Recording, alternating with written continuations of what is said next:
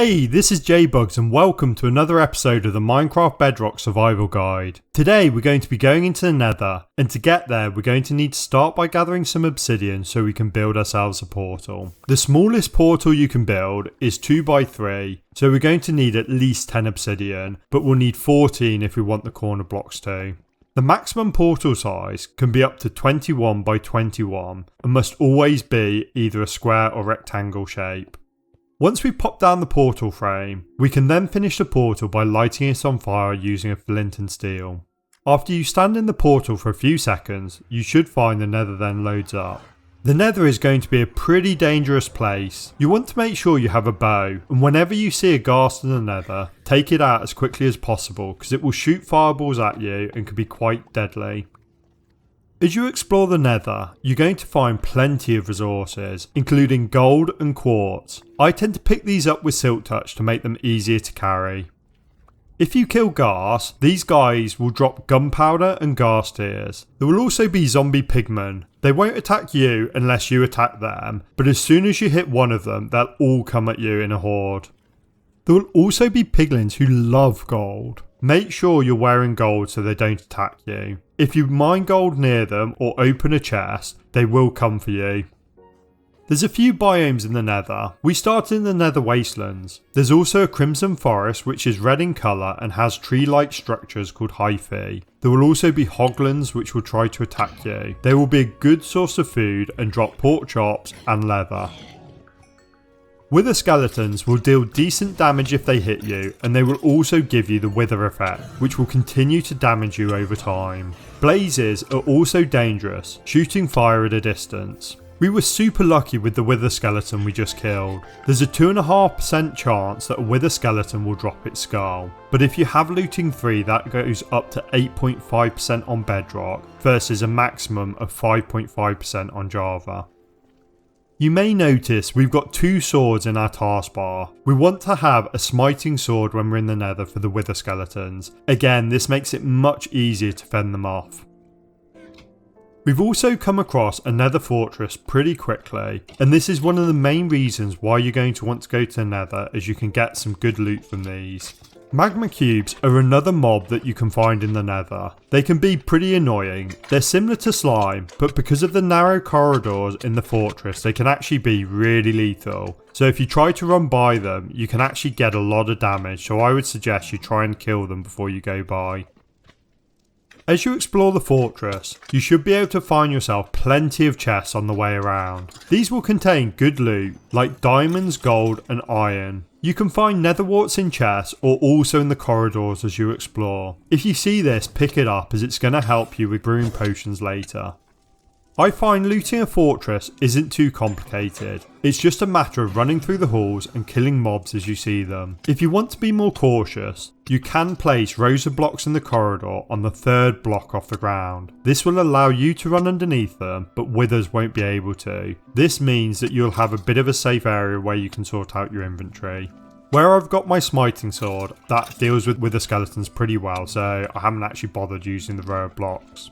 That said, I had a couple of dicey moments where I got down to virtually no heart, and it really shows how dangerous the wither effect can be, because even once you've seen the wither skeletons off, damage will still keep being inflicted to you over the next few seconds. If this happens, make sure to look at your coordinates so you know where you need to get back to and recover your gear if you die, and also try and find a corner where you can hide in or box yourself in with blocks, which is even better. Raiding fortresses is going to be great for getting things like coal, blaze rods and the items you find in the chest, as well as the wither skulls. These are going to be the main items which you want to find in the Nether. It probably took between an hour and an hour and a half, but I've got myself about 17 skulls now. As it takes 3 wither skulls to summon the wither, that means we could get 5 withers or 5 beacons, which is great. All I need to do now is work out how I'm going to kill them. Once you have the beacon, you can give yourself regen, but the first time you kill the wither boss on Bedrock, it's actually really difficult, especially if you're not cheesing it. So we're going to give that a bit of thought and then try and kill it in a future episode. I've gone back to the overworld, and you can see that going to the Nether apparently makes strange things happen. Somehow I managed to get 2 wandering traders to spawn next to each other, which I don't think I've ever seen before, so I of course caught them in a boat. After dropping our loot off in the overworld, I'm now headed back into the nether dimension to have a bit more of an explore. I came across some glowstone. This can be a really cool lighting block. If you mine it with silk touch you'll pick it up, otherwise you'll get glow dust which you can then craft back into glowstone. I've also managed to come across a bastion. After building a sketchy bridge to get there and picking up some gold, I met the local occupants. It's full of piglins. Each time you open a chest or break a gold block, they'll let you know they're there. I feel I was pretty lucky without getting too much damage from the piglins. Oh wait, that's until they hit me and I landed in the lava. You'll definitely want some fire protection 4 if you're in the nether. This gear has saved my life so many times. If you end up in the lava, you want to sink into the lava and place a block on the bottom of the bastion. Once you've done this, you'll be able to create a bridge from it that you can then climb up to. This is the opposite of what you'd expect to have to do, but at the same time, it's probably the best way if you want to try and survive. So try not to panic and hopefully this tip helps you out. My gold helmet was a little bit battered after the swim in the lava, but my diamond gear held up pretty well. This is why I don't come into the nether with anything less than fully enchanted gear, and the higher level gear it is, the better. As if I was in iron with basic enchants, I definitely wouldn't have survived that. One of the mobs that you can only find in the bastion will be the piglin brutes. These will spawn at world generation, but they won't then respawn into the world. They hold an axe, and if they hit you, you will really feel it. It deals a massive 9.5 hearts of damage, so on hard difficulty, you want to stay as far away from these guys as you can do. If you can kill them with a bow at a distance, that's going to be your best bet. And just be careful you don't get 2 or 3 coming at you at the same time, because that can be really deadly. There's a few different types of bastion that you can find in the nether, so they'll have different designs and different things that you can find there. For me, I try and find the chests. Generally you get some pretty good loot from this. You can get some good gear, ancient debris, as well as a banner pattern called Snout or a music disc called Pigstep, which is probably the best music disc in the game. Another thing you'll want to find in the chest will be soul speed books. Soul speed can go up to level 3, and if you add it to your boots, it will allow you to run over soul sand at super speed. Like I say, be careful as you go in the chest though, as the piglins will start to attack you. Gilded Blackstone is a cool block that's unique to the Bastion. I try and grab this as I go around there. You're going to want Silk Touch though, as otherwise it will break down and give you nuggets, and it's a cool looking block that you want to have for building with when you need it. After raiding the Bastion and grabbing the loot, I wanted to grab some Blackstone to build with in the future. The Bastions are going to be probably one of the best places to mine for it, and generally they have a bit of an annex which is actually mainly made from Blackstone, so I tend to go there and mine up as much as I can do. If you have a beacon that gives you haste too, you'll also be able to insta-mine it, which will make it a much speedier job. After heading back to the overworld again, I've added soul speed to my boot and also dropped off the loot that I'd gathered. As we go back into the nether again, we found ourselves a soul sand valley. Different areas of the nether will have different mobs. The soul sand valley can be particularly deadly as it will mainly have skeletons and ghast, so they'll all be shooting at you from a distance. The Soul Sand Valley will obviously be a great place to get soul soil and soul sand from, which again we're going to want to pick up and take back to the overworld for when we need it. You'll also want to grab some magma blocks as you find them. You'll be able to place magma blocks underneath the water column in the overworld, and this will suck down anything that's in that water stream. Alternatively, you can place a soul sand underneath the water column and it will push everything up. If you stand on a magma block, it's going to deal you damage, but if you crouch, you'll be absolutely fine.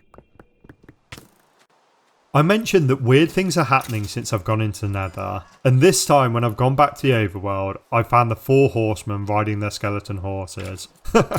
Like, these guys spawn in lightning storms, but it feels like every time I come back from the nether, there's something else happening in the overworld. The next thing we want to find in the Nether is a warp forest. These are similar to Crimson Forest but blue. If you use Silk Touch to grab some of the floor blocks, you'll be able to plant and grow hyphae when you get back to the overworld. Just make sure to grab some of the Crimson and Warp funguses as well.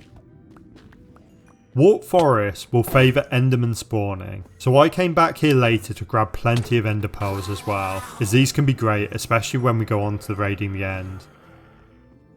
One of the other biomes we found whilst exploring was the Basalt Delta. These biomes look really impressive, just be careful as they've got lots of lava laying around and lots of magma cubes as well, so if you're not careful you can end up getting burnt pretty easily.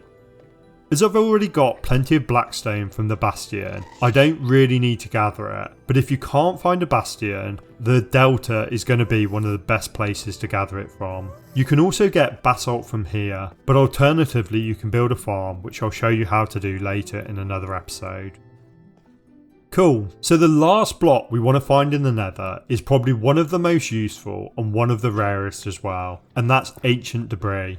The best place to get ancient debris from is by descending into the depths. I tend to find the best way to do this is find a landmass towards the bottom of the world, as this hopefully means there won't be lava underneath it. I dug down here. I probably should have dug a too wide hole and straddled it just in case there was anything unexpected, but I think I got lucky and ended up absolutely fine.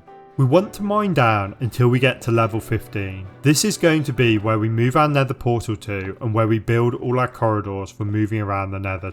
To relocate the nether portal, we're just going to write down the coordinates in the overworld of the portal and divide by 8. We're then going to break the portal that's already generated in the nether, mine to the place where we want to place it, and then we're going to rebuild it, light it, and then go into the overworld. You should find that you can then move between the overworld and the nether using the new portal that you just built.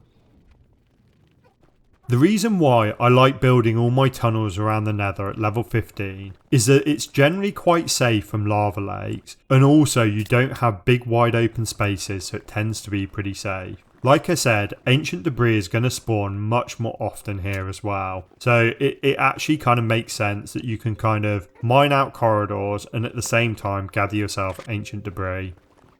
There's lots of theories on the best way to get ancient debris. For me, simply digging long tunnels is the easiest to do and also gets you a pretty good amount of ancient debris in the process. There are other ways that you can get it though, like using bed bombing, which is placing down beds in the nether and trying to sleep in them, which will blow them up, or using TNT. For me, I tend to dig a long tunnel in one direction, and once I feel like I've gone a fair distance, I will then come back and mine up all the great loot. So any ancient debris, quartz or gold, I will pick up on the way back.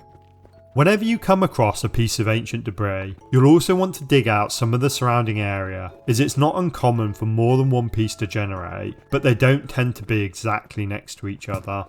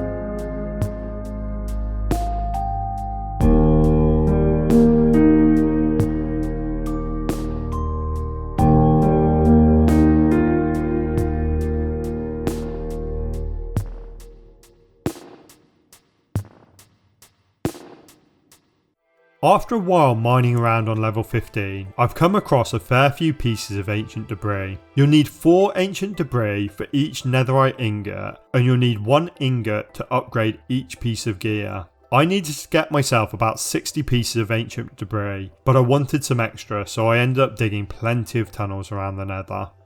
Now that we've got our ancient debris, the next thing to do is cook it up in a furnace into netherite scrap. Once you have your netherite scraps, you can combine 4 of these with 4 golden ingots to make yourself your netherite ingot.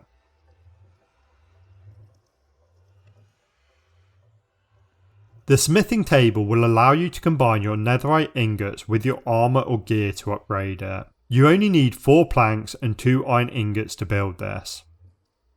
Netherite gear has a few advantages over diamond. I personally think it looks a lot better. If you ever end up in lava and dying, your netherite gear won't burn up, so there's a chance that you can get it back again. It also reduces the effect of knockback, which can be quite good, and probably the main benefit for me is it increases durability on your tools, so it means you can mine for much longer with your pickaxes before you need to repair them. Alright, that's it for today. Hopefully you've picked up some useful tips around what you want to find in the nether. There's some cool loot in there, but also some dangerous places, so take care. I'd love to hear any comments below of how your explorations go. Don't forget to subscribe and like, and see you again next time. Bye!